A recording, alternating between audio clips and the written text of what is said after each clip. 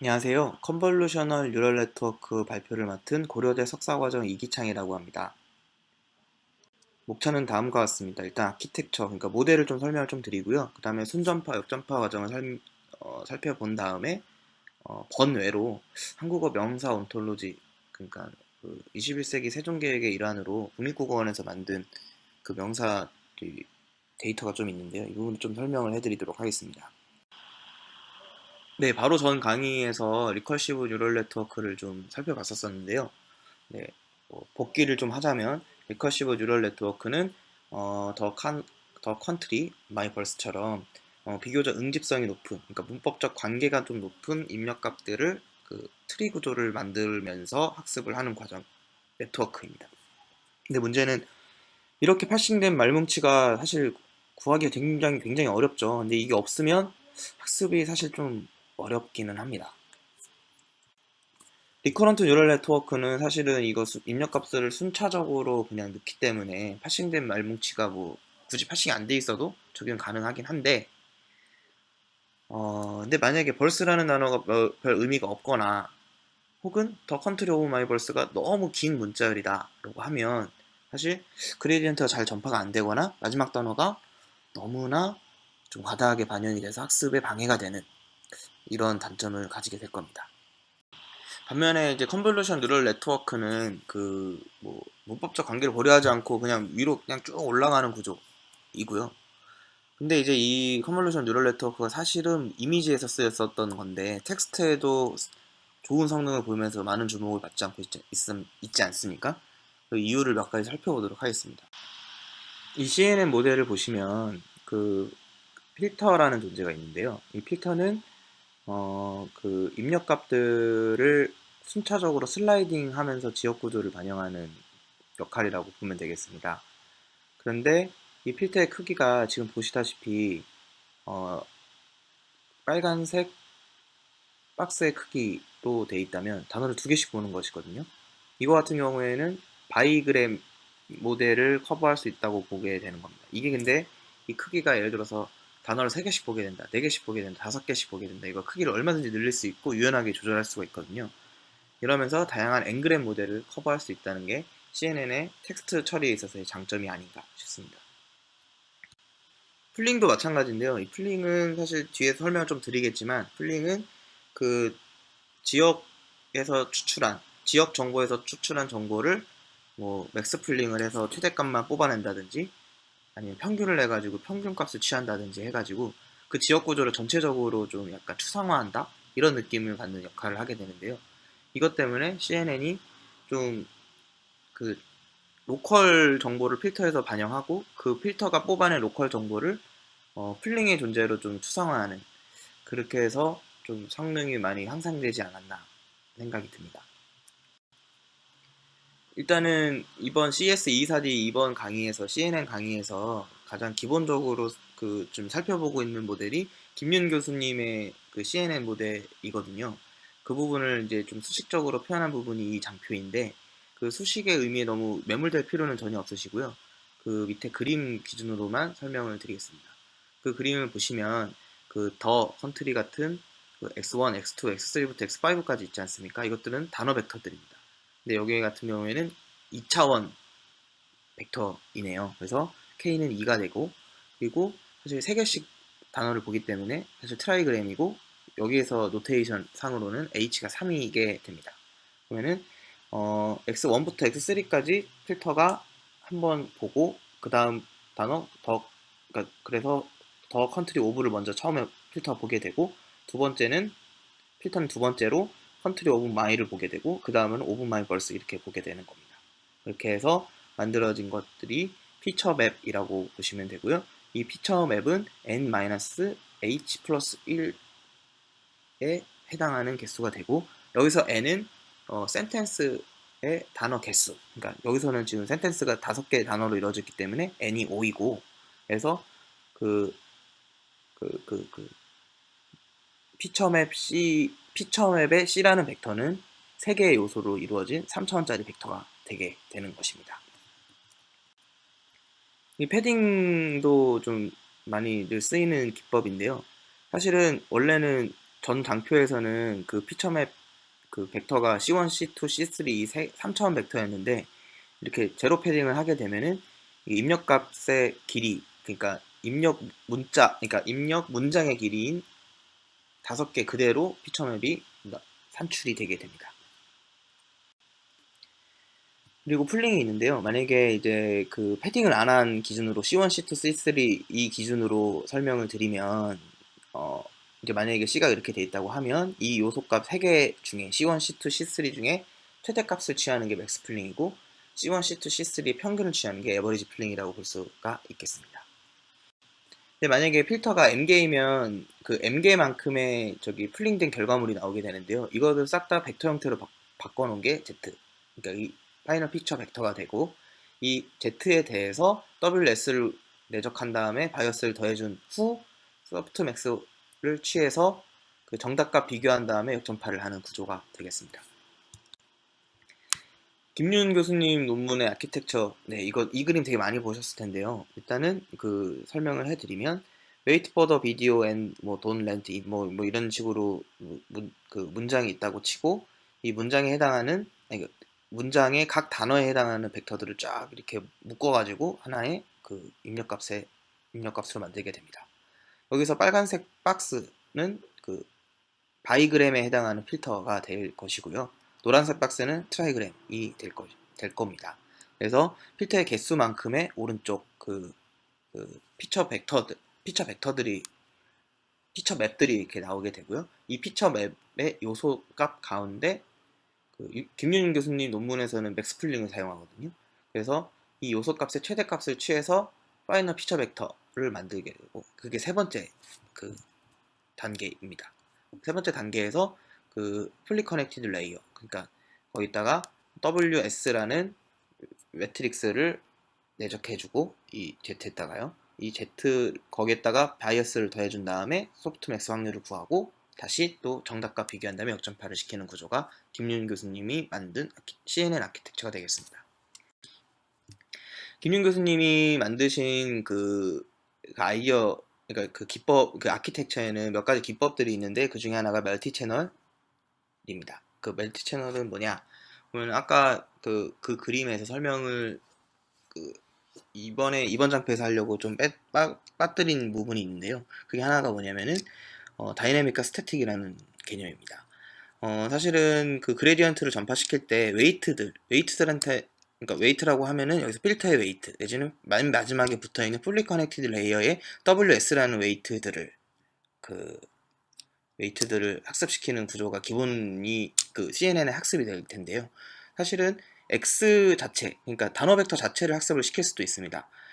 단어 벡터 학습은 어떤 뜻이냐면은 그 필터의 웨이트나 풀리 커넥티드 레이어에 붙어있는 가중치 매트릭스를 그 분류에 최적화시키도록 학습시키는 것과 마찬가지로 그 단어 벡터들도 뭐 긍정이면 긍정, 부정이면 부정 이런 그 분류 문제에 최적화될 수 있는 입력값으로 순차적으로 그러니까 조금씩 업데이트를 하는 거에 그 단어 벡터의 학습이라고 보게 되고요. 그게 그 다이내믹이라고 보시면 될 것 같습니다. 근데 스태틱은 뭐냐? 그 학습이 종료가 돼도 그 처음에 단어에 입력했던 그 단어 벡터를 그대로 사용한다는 뜻입니다. 그러니까 업데이트 없이 그냥 사용한다는 뜻인데요. 이를테면 처음에 웨이트라는 wait for the video 뭐 그랬나요? 어쨌든 그게 있으면 wait라는 단어에 대해서 그에 해당하는 단어 벡터를 갖고 오게 되는데 스태틱은 그 단어 벡터가 전혀 처음에 학습 시작부터 종료까지 바뀌지 않는 것이고 다이내믹은 그 시작했던 벡터랑 학습이 끝날 때 웨이트라는 벡터가 다른 벡터가 됩니다. 근데 이걸 왜 쓰냐? 테스트 성능을 높이기 위해서 쓰게 된다고 하는데요. 이를테면 학습 말뭉치에는 많이 존재하지 않다가 테스트 말뭉치에는 엄청나게 많이 등장하는 단어들이 있다고 칩시다. 그러면은 그 단어들마저도 그 분류하는데 그 단어들이 많이 나와도 분류하는데 지장이 없도록 그 채널을 2개로 멀티로 둬서 성능을 높이기 위한 기법이라 설명이 되어 있습니다. 레귤라리제이션은 뭐 다시 많이들 아시다시피 그 맨 마지막에 붙어 있는 풀리 커넥티드 레이어에서 WS 행벡터의 L2놈을 제한하는 방식이고요. 그 L2놈을 제한한다 이게 무슨 말이냐면 그냥 사실 웨이트가 크면 파이널 벡터 Z의 값과 상관없이 어떤 특정 클래스로 그 특정 클래스에 해당하는, 예를 들어서 긍정이라는 클래스에 해당하는 점수가 높게 나올 수도 있거든요. 그렇게 되면은 긍정으로 분류되는 경우가 많을 겁니다. 그래서 이런 거를 방지하기 위해서 좀 정규화를 좀 시행을 하게 되고요. 마지막으로 드롭아웃이 있습니다. 드롭아웃은 뭐 많이들 쓰는 것들이죠. 그러니까 아예 그냥 학습에서 그 특정 노드의 연산을 그냥 배제한다는 뜻이고요. 여기서 R을 곱한다는데 그 R은 랜덤으로 10, 10, 10 이렇게 돼 있어서 0으로 만약에 랜덤으로 나왔다고 하면은 그 해당 노드의 계산값을 반영을 하지 않는 겁니다. 그래서 과적합을 방지하는 기법으로 널리 쓰이고 있는 방법입니다. CNN의 순전파 과정은 이 그림과 같고요. 이 그림은 밑에 있는 그 블로그 주소에서 제가 따온 것인데, 제가 이해가 안 되는 부분도 있고 약간 조금 수정이 필요할 부분이 있는 것 같아서 제가 조금 수정해서 직접 다시 그려서 만든 그림입니다. 이 그림은 보시면 이제 그러니까 하늘색으로 되어 있는 게 입력 벡터들이고 죄송합니다. 그리고 그 커널이라는 거는 필터라고 보시면 됩니다. 그래서 필터가 이 입력 값들을 슬라이딩 하면서 옆에 있는 핑크색 컴브라는 것들을 만들게 되고, 여기서 사실 이게 다시 피처 맵이라고 보시면 되겠죠. 그래서 이 피처 맵에서 에버리지나 맥스플링을 해서 이 피처 맵을 대표하는 스칼라 값 하나를 선택하게 되는 구조가 CNN의 순전파가 되겠습니다. 어쨌든 역전파 설명에 앞서서 이 부분을 좀 설명해 드릴 필요가 있을 것 같은데요. 리커시브 뉴럴 네트워크 설명할 때도 이 장표를 말씀을 드렸었는데, 만약에 임의의 연산 F가 있다고 칠 때 이 F의 입력값이 X이고 출력값이 Y라고 두겠습니다. 그러면 이게 포워드로 쭉 가게 되면 이제 로스까지 구할 수 있게 되고, 그 로스에 대한 Y의 그레디언트, 그러니까 파셜 Y분의 파셜 로스가 그레디언트가 바로 뒤에 연산에서 흘러들었다고 치겠습니다. 그러면 체인 룰에 의해서 이 전 노드로 그레디언트를 흘려보낼 때는 로스에서 흘러들어온 그레디언트 파셜 Y분의 파셜 로스에다가 현재 연산의 로컬 그레디언트인 파셜 X분의 파셜 Y를 곱해서 앞 연산으로 보내게 됩니다. 근데 사실 덧셈의 로컬 그레디언트는 1이고, 곱셈의 로컬 그레디언트는 순서대로 Y와 X이기 때문에 흘러들어온 그레디언트에 로컬 그레디언트를 곱해서 역전파 된다는 사실을 이렇게 그림으로 확인하실 수가 있을 것 같습니다. 이제 풀링 레이어를 먼저 보겠습니다. 풀링은 에버리지 풀링이 있고 맥스 풀링이 있는데, 만약에 노드 피처 맵이 만약에 요소 개수가 n개라고 하면 에버리지 풀링 같은 경우는 n분의 1이 로컬 그레디언트가 될 것이고요. 그리고 맥스 풀링 같은 경우에는 최대값에 해당하는 자리만 로컬 그레디언트가 1이고 나머지는 0일 겁니다. 그래서 해당 그레디언트가 흘러들어온 그레디언트 델타에다 곱해져서 역전파가 되는 구조입니다. 자, 이제 이번에는 피처 맵에서 입력값으로 어떻게 이제 연산이 되는지를 살펴보도록 하겠습니다. X11은 맨 처음에 그러니까 포워드라고 하면은 이제 순전파 연산에서 말씀드렸던 것처럼 X11이라는 첫 번째 행의 첫 번째 열의 요소는 필터에서 빨간색 부분에 해당하는 웨이트랑 곱해서 만들어지는 거지 않습니까? 그래가지고 이렇게 되면 흘러들어온 그레디언트가 델타 만약에 11이라고 하게 되면 들어온 그레디언트에다가 로컬 그레디언트인 W1과 X11을 곱해서 각각 그레디언트가 전파되게 됩니다. 아까 멀티 채널 아이디어에 설명을 드렸을 때 예를 들어서 다이나믹이다 하고 하면은 이 X11에 W1 곱하기 델타 11을 곱한 그레디언트가 흘러들어가게 하는 게 다이내믹이고, 이 그레디언트를 무시하고 학습을 전혀 안 시키는 게 스태틱이라고 보시면 될 것 같습니다. 이거는 좀 복잡한데요. 그냥 본질은 똑같습니다. X22는 피처맵 델타 11 피처맵 네 가지 요소 값에 전부 다 영향을 미치는 그 입력값이라고 볼 수가 있는데, 그 w22는 그 첫 번째 그 피처맵 요소에 갈 때는 그 녹색 웨이트랑 곱해져서 들어가게 되고, 그 다음에 첫 번째 행, 두 번째 열에 해당하는 건 노란색 웨이트, 그 다음에 차례대로 파란색 웨이트, 빨간색 웨이트랑 곱해져서 각각 반영이 되게 되는데, 이것들을 흘러들어온 그레디언트에다가 로컬 그레디언트를 곱해서 그 각각을 전부 다 업데이트를 할 수가 있습니다. 근데 이거는 사실 좀 헷갈리시는 분들은 강의를 잠깐 멈추시고 이렇게 하나하나씩 이렇게 연결해서 생각을 해보시면 그렇게 어렵지 않게 로컬 그레디언트, 그러니까 그 그레디언트 구하는 게 어떻게 나왔는지를 바로 아실 수 있으실 겁니다. 이제 이 필터는 그 이제 마지막으로 이제 필터를 이제 업데이트를 해야 되는데요.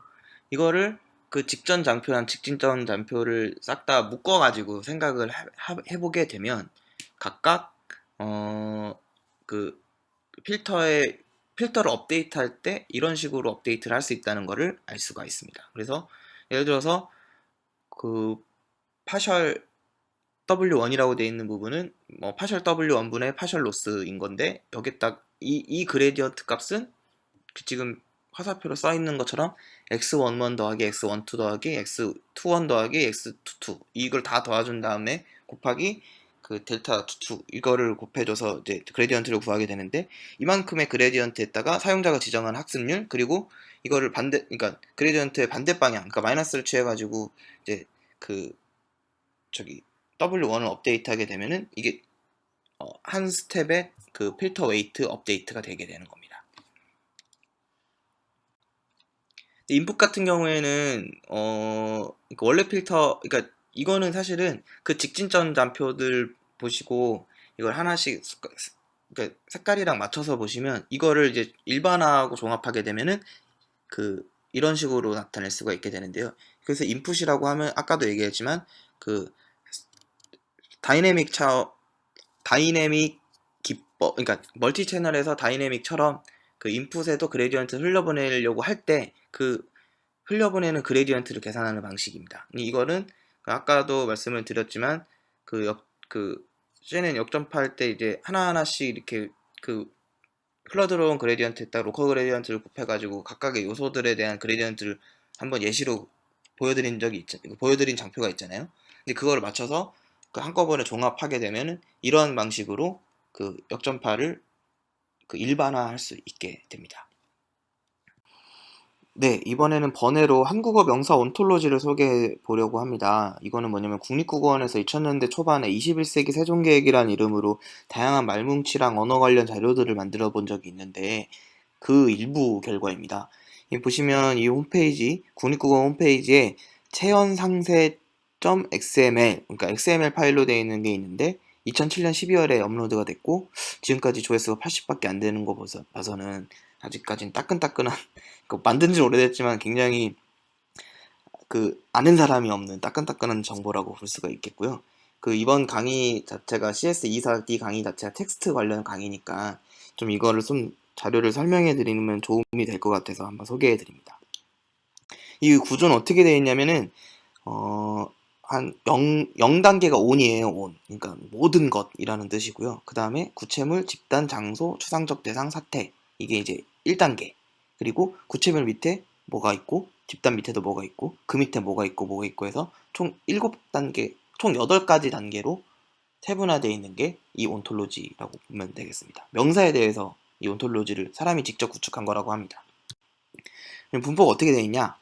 그 명사 분포, 네, 보시면은 총 25,389개의 단어 명사에 대해서 그 온톨로지를 하나하나 다 분류를 해놓은 거예요. 근데 그 가운데 가장 많은 수를 차지하는 게 지속적 활동, 뭐 결과행위, 단독행위, 뭐 직업인간, 신체 부위 뭐 이런 것들이 있고요.